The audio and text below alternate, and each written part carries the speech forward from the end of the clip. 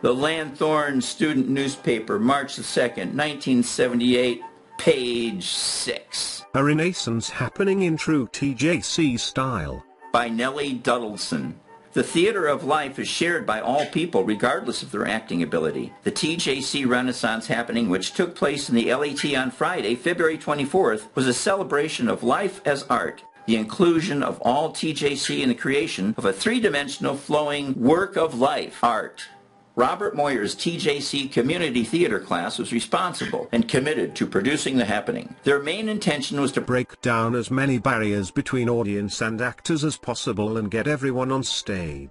Everyone got on stage, all right. In fact, any existing boundaries between performers and audience were completely annihilated by the end of the evening. It struck me that we have this large pool of students who rarely get an opportunity to work together. Performers who need a structure in which to share their art, Moyer told this reporter when describing how the event came about. We wanted to involve everyone at TJC. We wanted to convince the average TJC class member that he or she can perform. The intention was that the audience members could interact with performers or bring something to share. The idea of abolishing the actor-audience duality is not a new one. Many theater groups have experimented with audience participation and manipulation. In the late 50s, a New York group called The Living Stage produced a happening which surrounded the audience in a carnival of anarchy. This revolutionary and avant-garde spirit was rekindled Friday night. Upon entering the LAT, one's name was announced by a costumed door person. This made for the initial realization that here was no traditional night at the theater. In the front hall, dancers and singers were playing and people were painting their faces. The LAT was decorated with colorful streamers, beach balls, hats,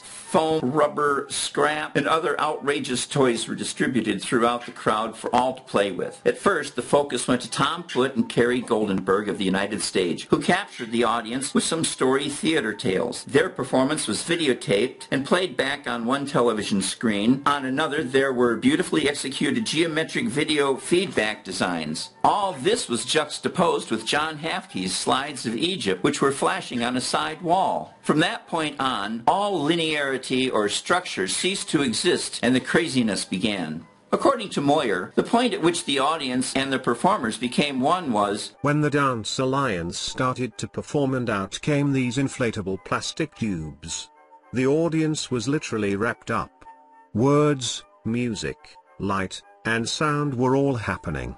Thus, the moment of the space coming alive was really heightened. After that moment, people flooded the stage and began putting on the costumes which were available for anyone who felt like slipping into something more comfortable. The outrageously costumed crowd began dancing wildly to a punk rock and roll performance while feeding cream puffs to one another. The event turned into a party with small clusters of people here and there, singing, dancing, and making friends. The energy was now dispersed and, like Mardi Gras, difficult to control. An unfortunate occurrence was the misuse of some of the microphones by several performers.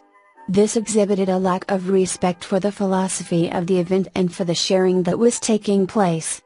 Once it caught its own momentum, you couldn't stop it, explained Moyer. It's that freeing of the self that sometimes gets frightening.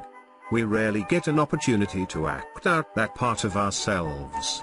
It was amazing that we did have so much of the love and so little of the negativity.